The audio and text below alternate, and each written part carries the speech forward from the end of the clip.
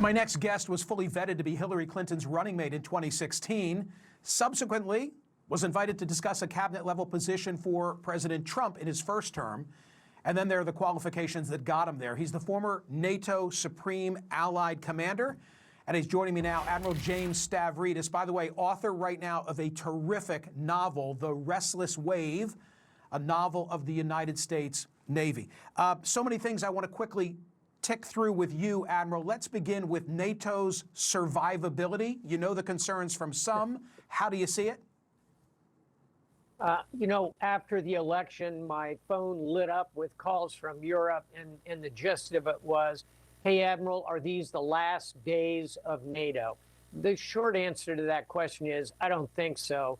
I think Team Trump will come in, put more pressure on the Europeans to get their defense spending up to 2% minimum. 23 of the 32 nations have hit that mark. That's pretty good. It's getting better, but there'll be a lot of pressure. And then secondly, Michael, and finally, I think there'll be tension inside the alliance over Ukraine. How's the burden sharing there?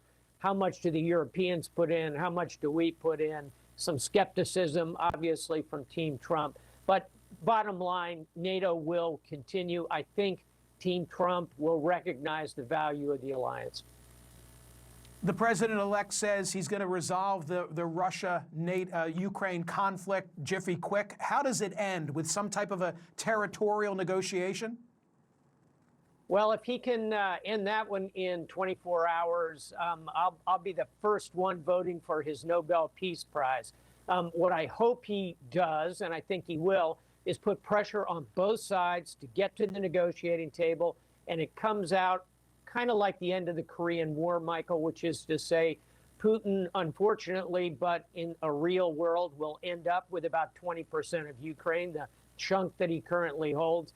But the rest of Ukraine, the 80%, all those resources, vast majority of the population, they stay democratic, free, path to NATO, probably 3 to 5 years realistically. It's not the worst outcome in the world, and I think that's how it probably ends. And if President Trump can put pressure on both sides, more power to him. Okay, wait a minute. You're saying that you see a solution where Putin keeps what he has now, but what Ukraine gets is NATO admission within the next couple of years. That's exactly right. I'd probably throw in some EU membership. And let's face it, Putin will hate that part of it, just like the Ukrainians will hate the part of Putin holding on to 20% of their country.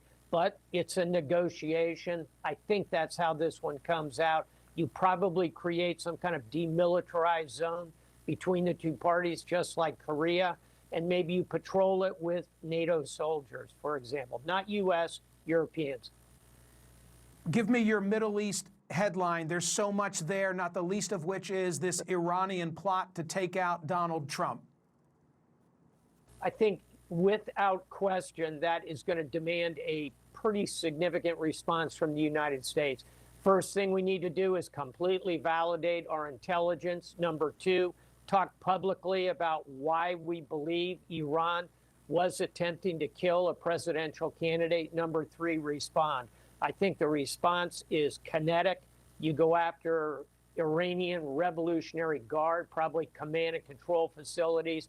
You need to send a very significant message. Again, see point one. Let's make sure we've got all the facts in order. After that, I think it demands a significant military response.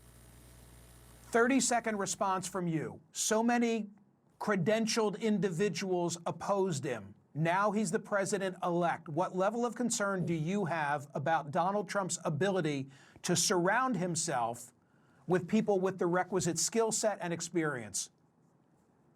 It's the ultimate question for the next 30 to 60 days. I'm encouraged by Susie Wiles, a fellow Floridian, being named as the chief of staff. She's a steady hand. I'm looking to see who fills these other cabinet posts. A lot of the names I hear in my wheelhouse of national security are folks who I think are also pretty steady. Ambassador Robert O'Brien, former national security advisor, former Secretary of State Mike Pompeo, Senator Marco Rubio, another fellow Floridian. If those folks are willing to come into government, I think he will be able to put a pretty good team together. May I recommend for the holidays, as a breather, The Restless Wave, your new novel. Thank you, Admiral. Appreciate you as always. Thanks, Michael.